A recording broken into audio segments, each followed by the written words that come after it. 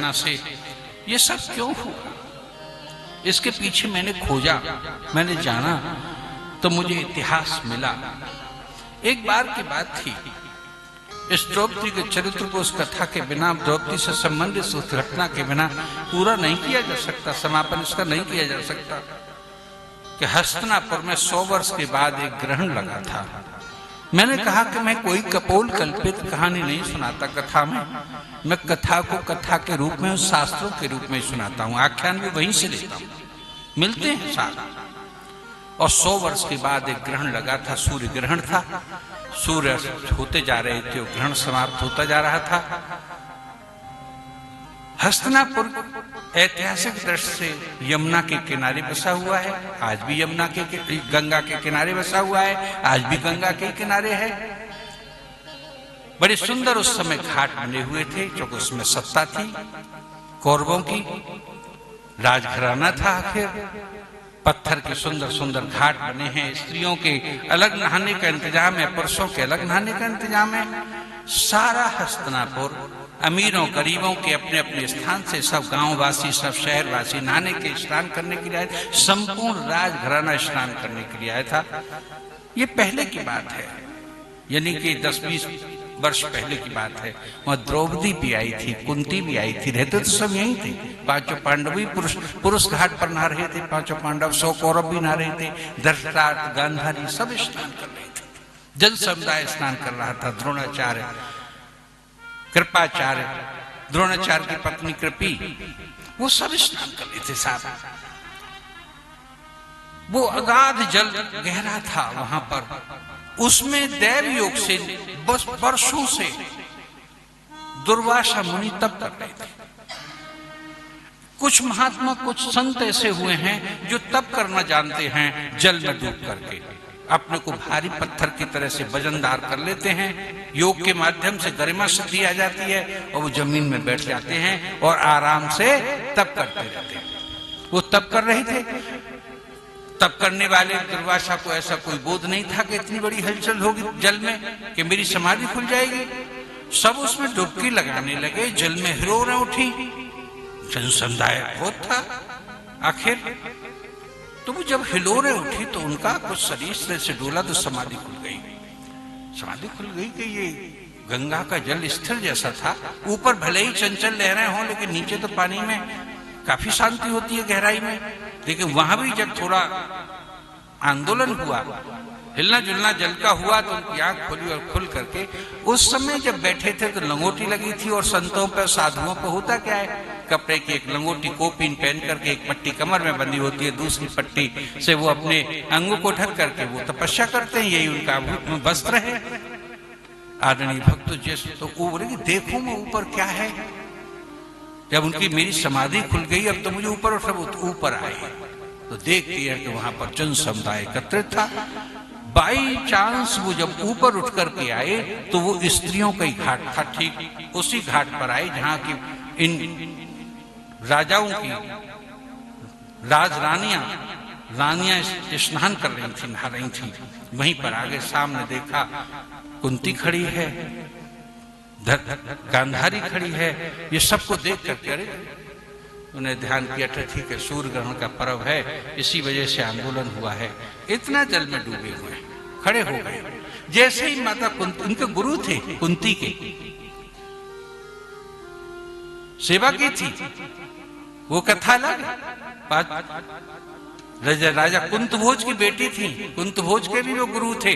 और ये मध्य प्रदेश में आज भी कुंतभोज का है, इंटरनेट पर खोजिए आपको तुरंत आकर के निकलेगा वो राजघराना कुंती का। वो स्थान भी, मंदिर भी वहां पर वो ठहरे हुए थे। वो किला भी अभी मौजूद है। तो वो वहां पर जैसे ही तो उन्होंने प्रणाम किया कुंती ने कि गुरुदेव आप प्रणाम। जब उन्होंने किया तो फिर इसने भी प्रणाम किया कि मेरी सास के गुरु हैं। अहो भागते दीप्यमान किरणें निकल रही है, दुर्वासा शंकर जी के अवतार हैं, कोई साधारण नहीं है साहब। तो बोले गुरुदेव अब आप आ गए हैं तो आपके चरणोदक ले जाके, चरण छू करके चरणोदक लेंगे, आपका आतिथ्य सत्कार करेंगे कि नहीं देवी। यहाँ बहुत जनसमुदाय है, मैं इस रूप में नहीं हूं कि मैं आ सकूं, मैं तो नीचे तप कर रहा था। मेरे अधोवस्त्र लंगोटी इत्यास कोपिन इत्यास सब गल चुके हैं, मैं ऊपर नहीं आ सकता, मैं फिर कभी आऊंगा। नहीं कि गुरुदेव ऐसा नहीं हो सकता। ये वार्ता चल रही है सास के कुंती के, और उसके बीच में अब वो उसने नहा करके डुबकी लगा करके जैसी द्रौपदी खड़ी हुई थी, और उस समय ये विवाह करके आई थी, और बहुत सुंदर दिव्य वस्त्र साड़ी इसने पहनी जो वेश कीमती हीरे जवाहरातों से मंडित थी। तभी उसने देखा कि गुरुदेव क्या कर, और रेशम के धागों से बनी थी, रेशमी थी, मुलायम रेशम से बनी हुई।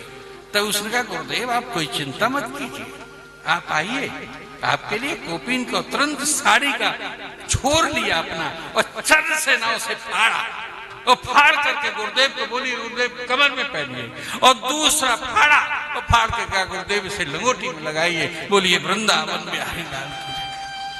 कुंती ने अपना त्याग कर दिया साहब, और कुंती ने वो दे दिया।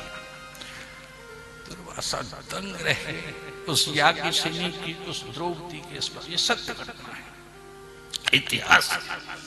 और कमर में बांध करके उन्होंने अपनी लंगोटी लगा करके बाहर घाट पर आए, साष्टांग लेट करके, भले ही वस्त्र पहन लिए थे, नहा धो करके गुरु के सामने साहब शिष्य की क्या मर्यादा।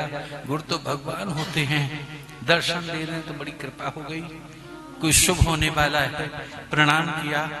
उसी समय तथास्तु कह करके दुर्वासा बोले कि एक एक सूत्र का, एक एक साड़ी के रूप में बन करके तेरी लाज की रक्षा करेगा, तू धन्य है द्रौपदी। बोलिए वृंदावन में। उस मर्यादा को भगवान श्री कृष्ण ने निभाया, और उनको ही नहीं दिया। एक बार फिर दूसरा इतिहास एक और मुझे मिला, मैंने जब खोजा, पढ़ा अध्ययन करके, कि जिन खोजा तिन पाइया, जो खोजता है वो उसे प्राप्त हो जाता है। इंद्रप्रस्थ में जब गृह प्रवेश हो रहा था तब भगवान को बुलाया था, तो ये दिखाने ले गई थी कि हमने अतिथियों को ठहरने का राजसूय यज्ञ में ये इंतजाम किया है, यहाँ ये इंतजाम किया है। एक कैक्टस के वन में ले गई, आज की भाषा में उसे कांटेदार औषधियों का घर में कांटेदार वनस्पतियों को लगाने का रिवाज है, तो उसने भी कैक्टस बनाया था, मालियों से कहकर के बनवाया था पांचों पांडवों ने। इंद्रप्रस्थ में वहां ले गई, भगवान कृष्ण देखते जा रहे हैं ये इंतजाम या साधुओं के ठहरने का है।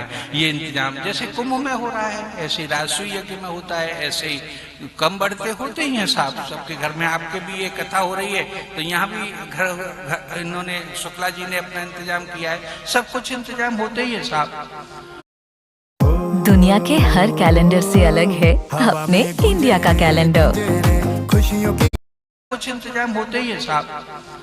तो भगवान बोले कि अच्छा ये क्या है, यूं हाथ करके बोले, भगवान तो बड़े लीलाधारी है ना कृष्ण। यूं कहा कि ये क्या है द्रौपदी, कि भगवान कुछ नहीं है, ये कैक्टस बने हैं। यूं करके जो कहा तो कांटे में उन्होंने अपनी जानबूझ करके उंगली जो लहराई, अब तो उनकी धार यहाँ से कांटे ने काट दी, उनकी उंगली वो काट दी। वो परीक्षा लेना चाहते थे कि ये क्या करेगी ऐसी स्थिति में। द्रौपदी उस समय बैठने वाली थी पटे पर पूजा में, अपने पतियों के साथ उस गृह प्रवेश की में, उस राजसूय यज्ञ की में।